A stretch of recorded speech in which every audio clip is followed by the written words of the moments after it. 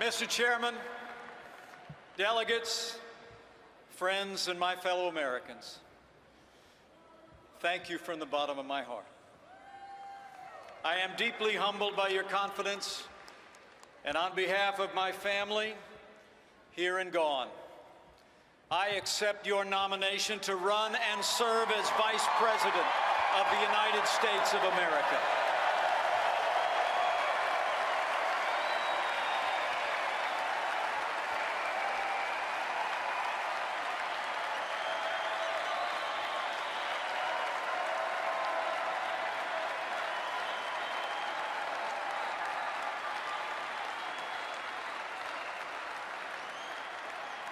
And let me thank Speaker Paul Ryan for that gracious welcome.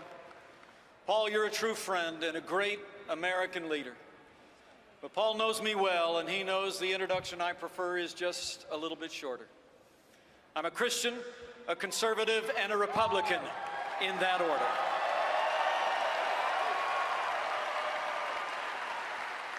You know, I'm new to this campaign, and honestly, I never thought I'd be standing here.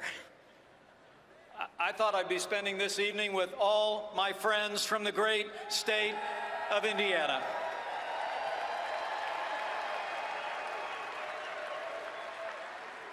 Yet there I was, a few days ago in New York City, with the man who won 37 states, who faced 16 talented opponents and outlasted every one of them, and along the way brought millions of new voters into the Republican Party.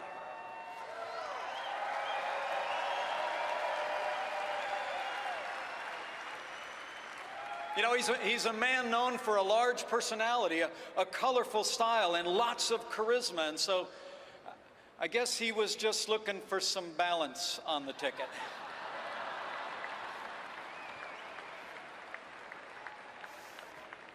Well, for those of you who don't know me, which is most of you, I grew up on the front row of the American dream. My grandfather immigrated to this country. I was raised in a small town in southern Indiana, in a big family with a cornfield in the backyard. Although we weren't really a political family, the heroes of my youth were President John F. Kennedy and the Reverend Dr. Martin Luther King, Jr.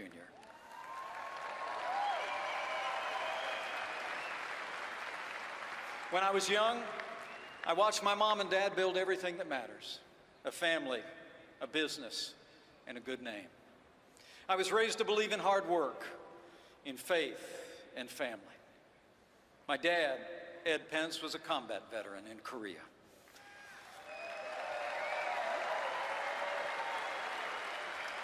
Dad ran gas stations in our small town, and he was a great father.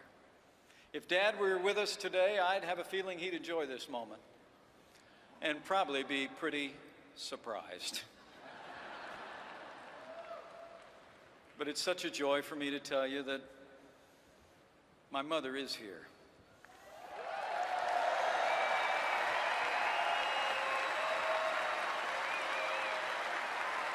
Would you join me in welcoming the light of my life, my mom, Nancy?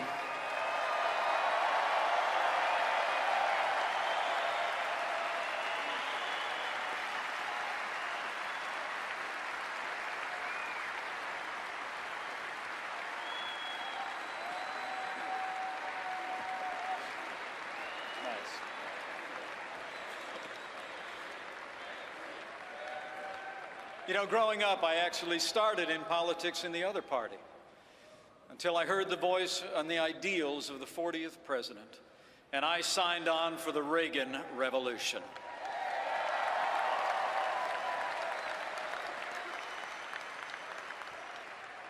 But the best thing that ever happened to me, even counting tonight, is that 31 years ago, I married the girl of my dreams, a school teacher, an artist. She is everything to me. Would you welcome my wonderful wife, Karen Pence?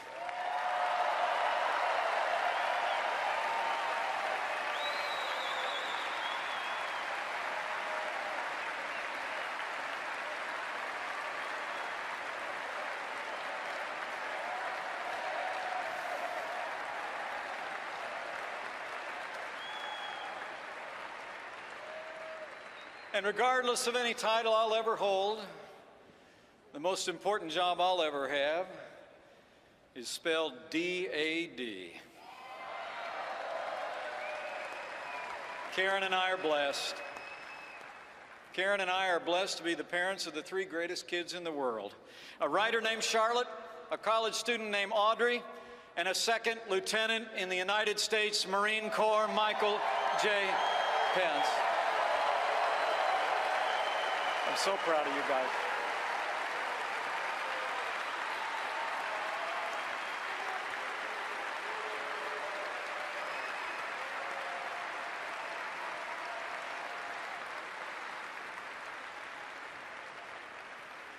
Now, if you know anything about Hoosiers, you know we love to suit up and compete.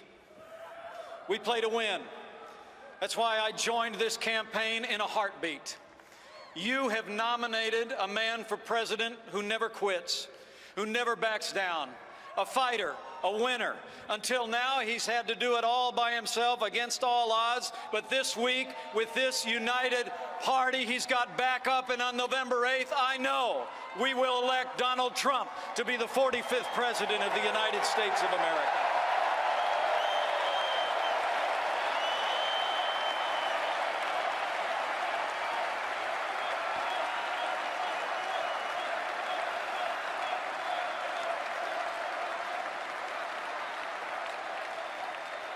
Now, we'll win because we're running on the issues facing this country and because we're leveling with the American people about the stakes and the choice. You know, the American people are tired of being told. They're tired of being told that this is as good as it gets.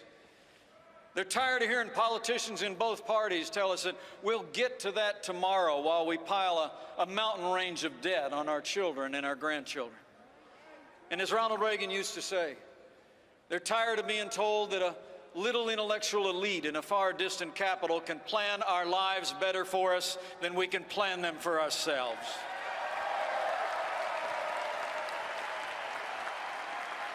In the end, this election comes down to just two names on the ballot, so let's resolve here and now that Hillary Clinton will never become president of the United States of America.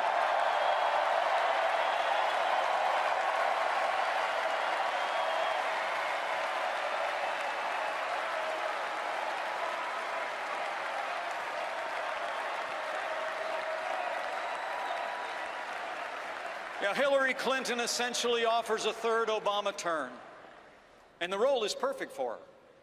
She championed Obamacare because years earlier she had all but invented it. The national debt has nearly doubled in these 8 years, and her only answer is to keep borrowing and spending. And like the president, she thinks the path to a growing economy is more taxes, more regulation, and more government. Now, they tell us this economy is the best that we can do. It's nowhere near the best that we could do. It's just the best that they can do.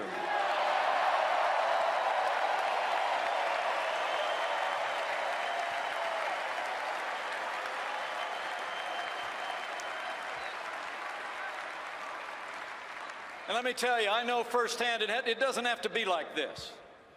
In my home state of Indiana, we prove every day that you can build a growing economy on balanced budgets, low taxes, even while making record investments in education and roads and health care. You know, Indiana is a state that works because conservative principles work every time you put them into practice.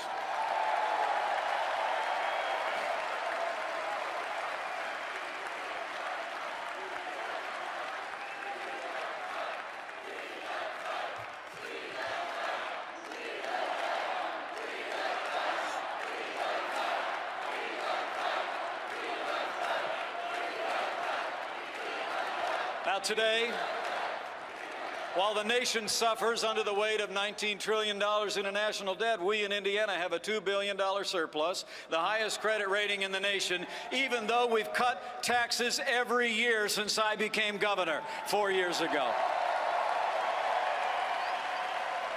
We have fewer state employees than when I took office, and businesses large and small have created nearly 150,000 new jobs, and there's more Hoosiers going to work than ever before. That's what you can do with common sense Republican leadership, and that's exactly what the no-nonsense leadership of Donald Trump will bring to the White House.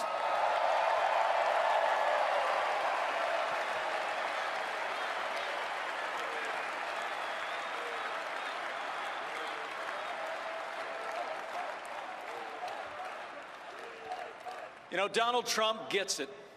He's the genuine article. He's a doer in a game usually reserved for talkers. And when Donald Trump does his talking, he doesn't tiptoe around the 1,000 new rules of political correctness. He's his own man, distinctly American. And where else would an independent spirit like his find a following than in the land of the free and the home of the brave?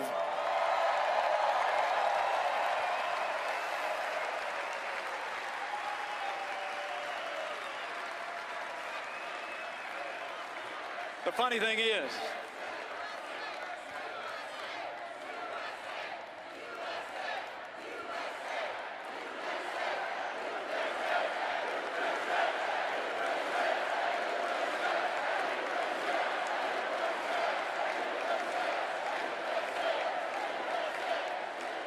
the funny thing is, the party in power seems helpless to figure out our nominee. The media has the same problem. They all keep telling each other that the usual methods will work against him. They keep thinking they've done him in, only to wake up the next morning and find that Donald Trump is still standing and running stronger than ever before. The man just doesn't quit.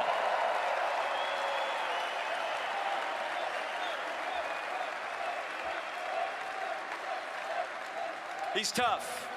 He perseveres. He's gone about as far as you can go in business, but he's never turned his back on the working men and women who make this country grow.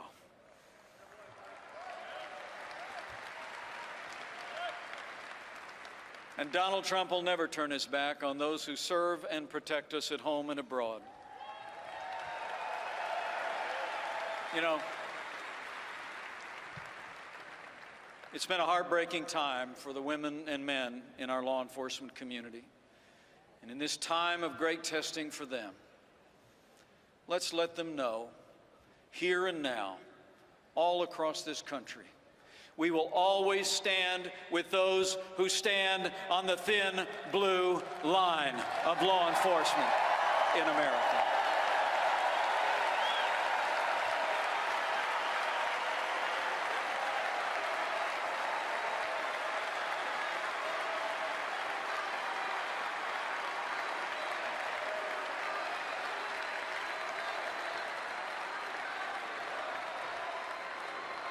Now,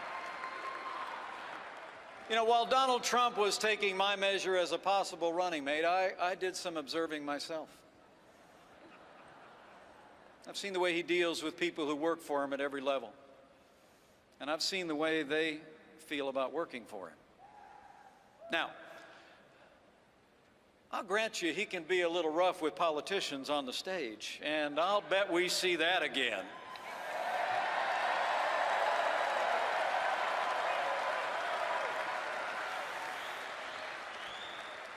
But I've seen this good man up close, his utter lack of pretense, his respect for the people who work for him, and his devotion to his family.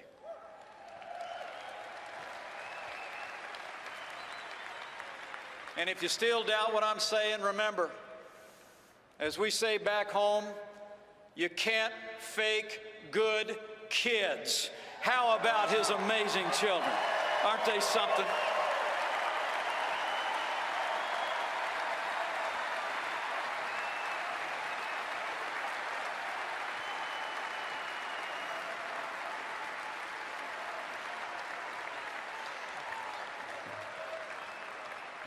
These are the true measures of our nominee, chosen by the voters as the right man for these times. This is the outsider, my running mate, who turned a long-shot campaign into a movement. Now, over in the other party, you know, if the idea was to present the exact opposite of a political outsider, the exact opposite of an uncalculating truth teller, then on that score, you got to hand it to the Democratic establishment. They outdid themselves this time.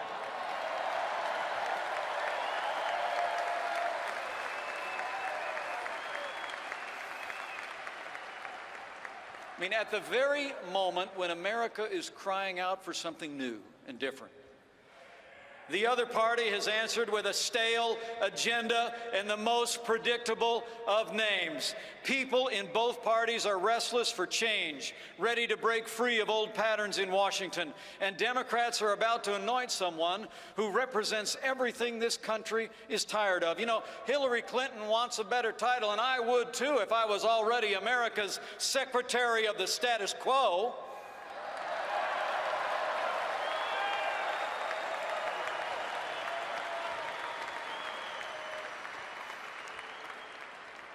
You know, the choice couldn't be more clear.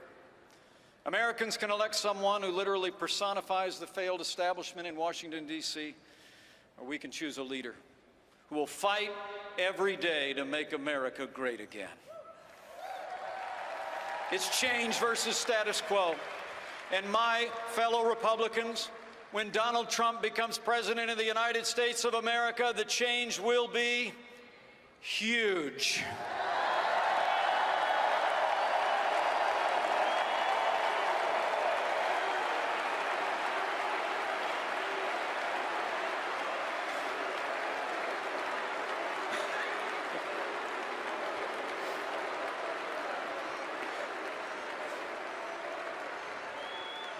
You know, for years we've had fundamental problems in America that get talked to death in Washington, D.C., but they never get solved, and they even get worse.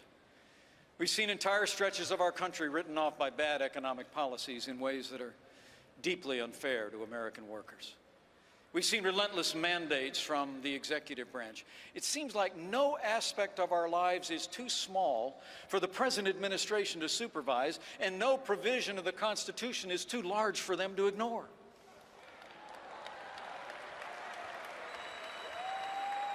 Meanwhile, we've seen borders that go unrespected, a military that's been diminished, and promise after ringing promise to our veterans promptly forgotten. Then Donald Trump came along and started saying what practically everybody was thinking anyway, that our leaders need to be stronger. Under Donald Trump, our deals will be smarter.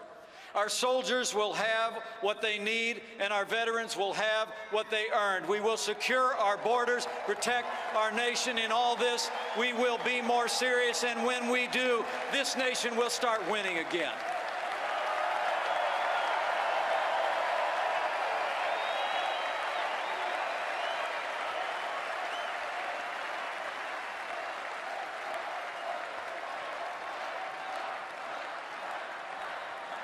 You know, that's the message that men and women in both parties have been longing to hear. But none of us should think for one second that this will be easy.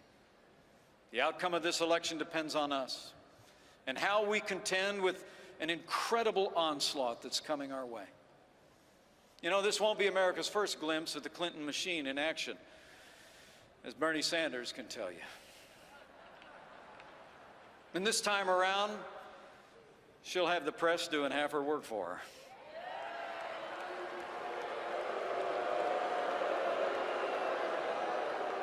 The good news is it won't be nearly enough. Not against a candidate who's captured the attention of the country the way Donald Trump has.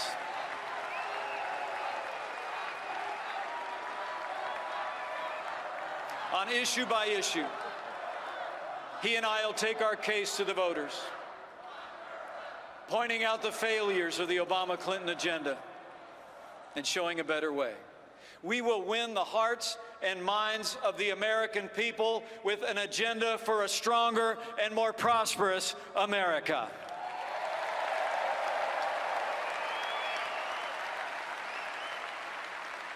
Now, The establishment in Washington, D.C. thinks it's only a narrow range of voters who are giving Donald Trump a serious look. But I can tell you firsthand, there's a lot of Americans out there who feel like Democrat politicians have taken them for granted. It's union members who don't want a president who promises to put a lot of coal miners and coal companies out of business.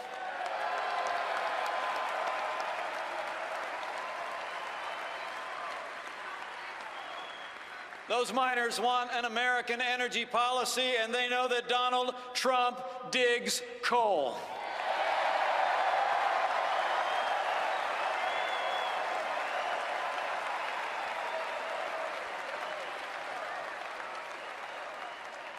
It's African Americans who remember generations of hollow promises about safe streets and better schools, and they know Donald Trump will fight for equal opportunity, and he loves educational choice.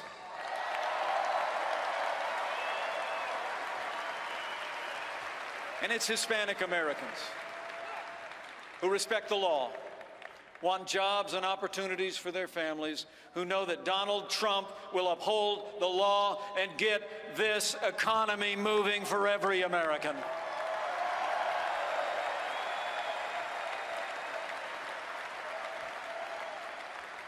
You know, the party of Lincoln was founded on equality of opportunity. And during these difficult days, it will be our party and our agenda that opens the doors for every American to succeed and prosper in this land.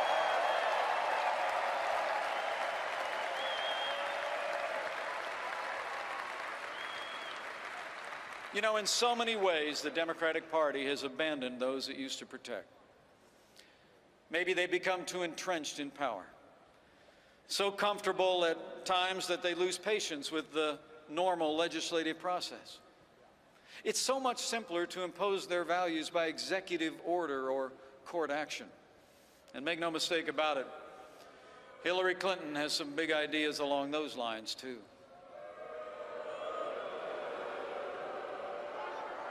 As this election approaches, every American should know that while we're filling the presidency for the next 4 years, this election will define the Supreme Court for the next 40. We all better think very carefully about what this means for our Constitution and limited government.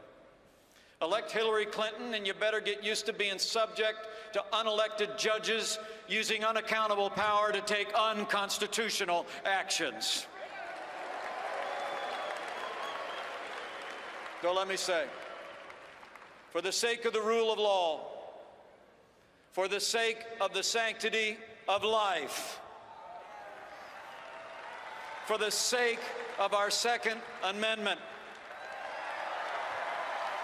and for the sake of all our other God-given liberties, we must ensure that the next president appointing justices to the Supreme Court is Donald Trump.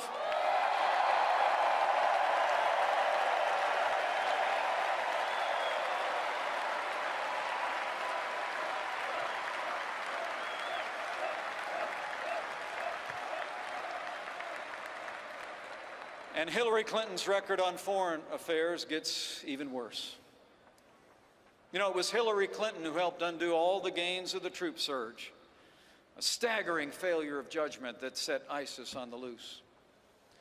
It was Hillary Clinton who instigated the president's disastrous agreement with the radical mullahs in Iran. And it was Hillary Clinton who left Americans in harm's way in Benghazi, and after 4 Americans fell, said, "What difference at this point does it make?"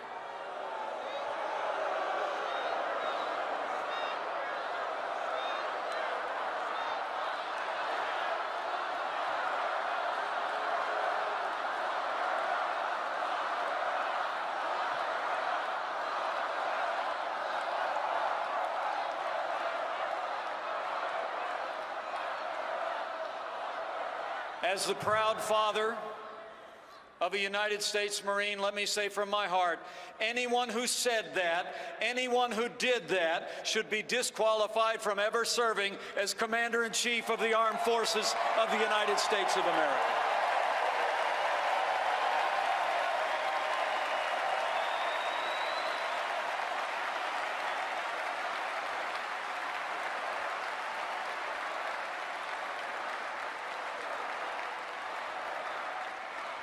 7.5 years of Barack Obama and Hillary Clinton's policies have weakened America's place in the world.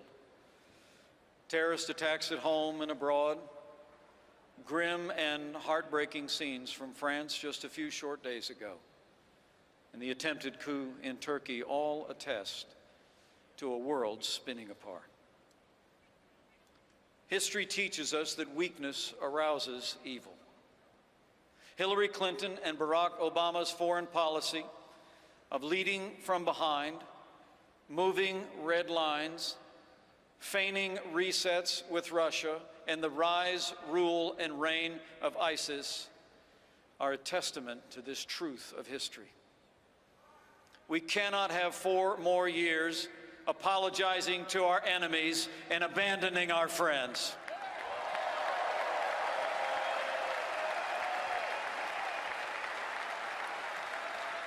America needs to be strong for the world to be safe, and on the world stage, Donald Trump will lead from strength.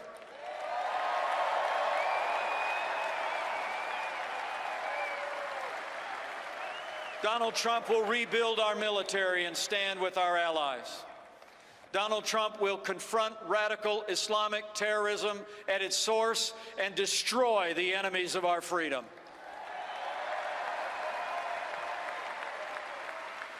And if the world knows nothing else, it will know this: America stands with Israel.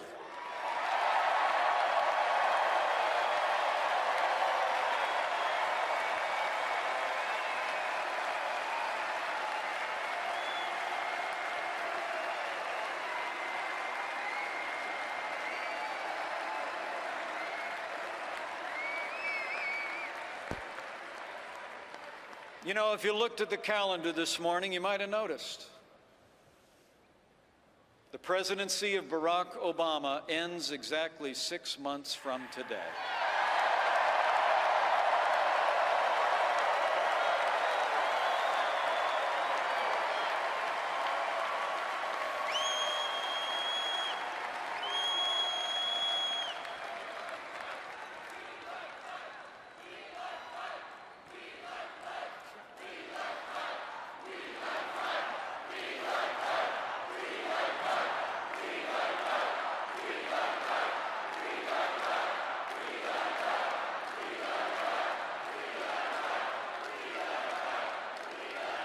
And this much is certain. This much is certain of the Obama years. They're not ending well. There seems to be so many things that divide us, so few great purposes that unite us as they once did. And it's at moments like this, moments when politics fail, that I believe we do well to remember that what unites us far exceeds anything that sets us apart in America.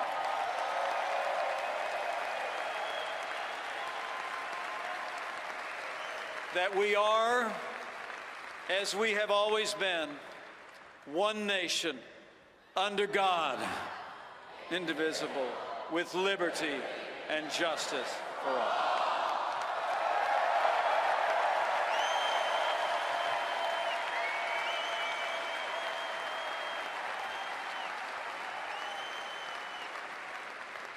Should I have the awesome privilege to serve as your Vice President, I promise to keep faith with that conviction,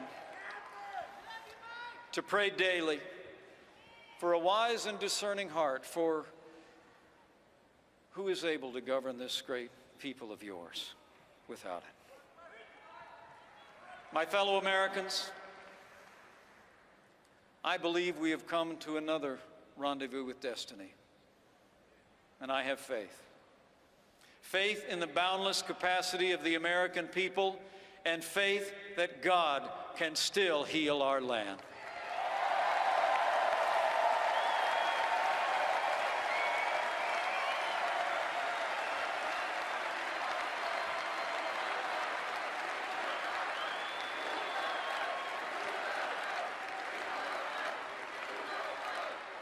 But we have a choice to make.